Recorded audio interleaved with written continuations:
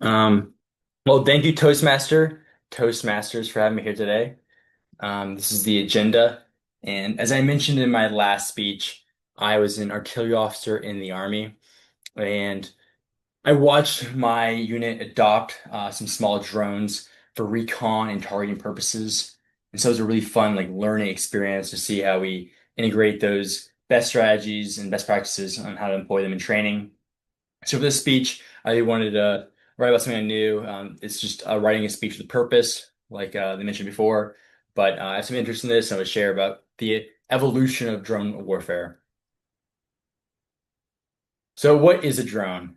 When we talk about drones, we're usually referring to unmanned aircraft systems, often called by their names, such as unmanned aerial vehicles, such as UAVs, UASs, and I've even heard recently the term AI-powered jets. But basically, we're talking about aircraft that can fly without pilots on board. And these can be remotely controlled via a human operator, or they can be flown autonomously using onboard sensors or GPS. The term drone originally comes from the military, but it covers everything from the small quadcopters in the top left to the autonomous fighter jet made by Anduril in the top right, and to the large long range Global Hawk at the bottom right that's used for surveillance. And so the history of drones is actually much longer than even I knew before researching this. Drones have only taken on a recent role or a major role recently, but the first use was in 1849 by the Austrians, and they tied balloons or tied bombs to balloons and used time fuses to drop them on Venice. And so, who knew they came back from the 17th century?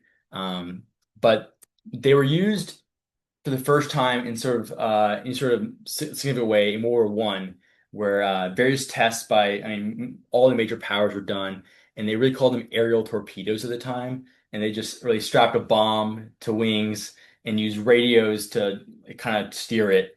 They never left testing; they were never used in combat, but there were several big experiments with them.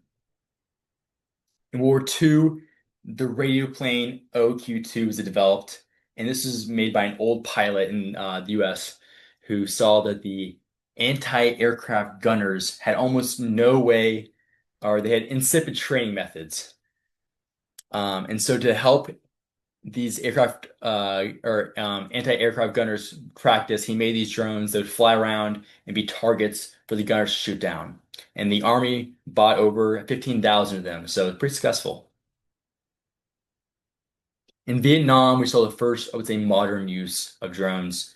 And the picture is the Ryan lightning bug, and it's controlled by radio frequency. And on the front, it had a film camera and sensors to gather intelligence. And once it's deployed, they would then it would launch out film and get picked up later by a parachute, and then they could collect the data from that. And they flew over 3,400 missions in Vietnam. So that was top secret at the time, but now it's declassified and pretty cool information. Post 9/11, you saw the rise of hunter-killer drones, and these are the high-tech, large drones that became a staple of the Air Force. They have cutting-edge surveillance tech.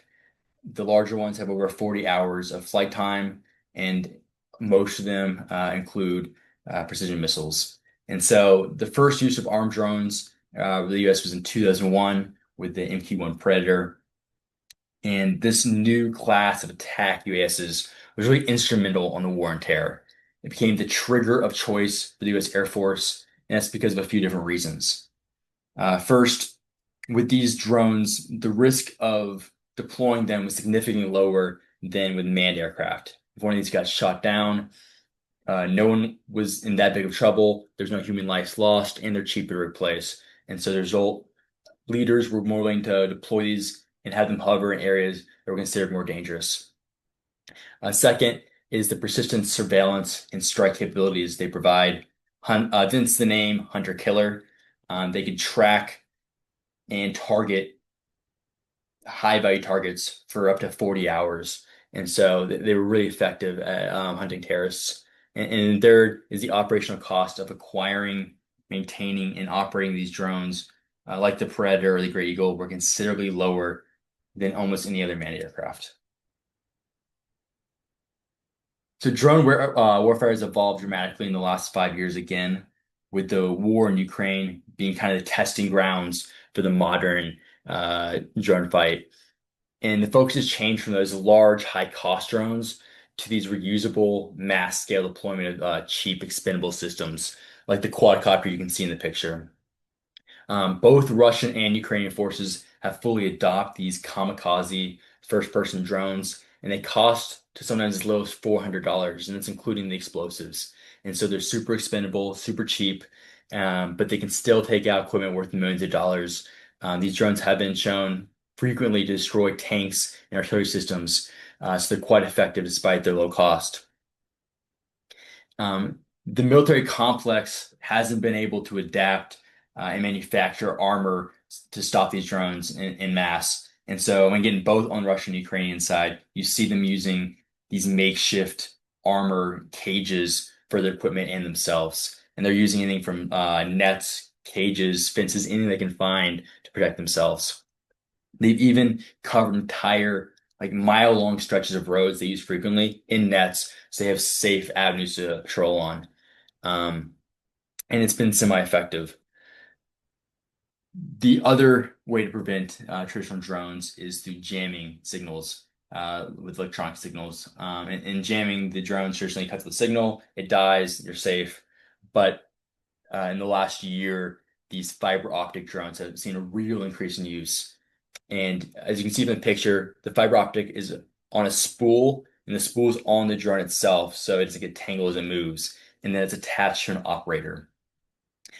This fiber optic spool can have up to 5 to 20 kilometers, and that's pretty average. Like very, very long lines of spool, and it allows them to strike well beyond the front lines. And because it's on this fiber optic, it can't be jammed. Once the operator detonates over the target he chooses or she chooses, they can easily cut the fiber optic, get on a motorcycle or vehicle, and bounce out of there, and they will not be caught. It's almost impossible to catch the operators. So it's a highly effective method that's come up in the last 6 months. Um, and so drones just aren't used at the front of the battlefield anymore.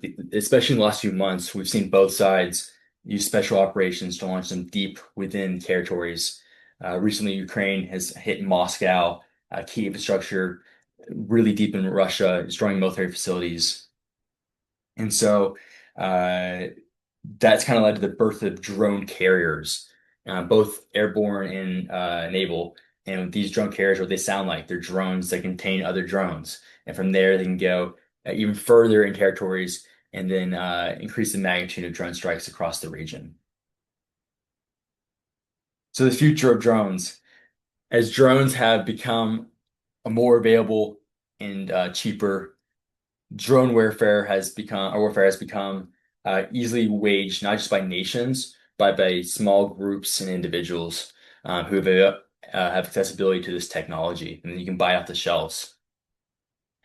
So while small groups have access to that, the global powers are focusing on developing AI software, drone swarms, and fleets that can operate without human coordination.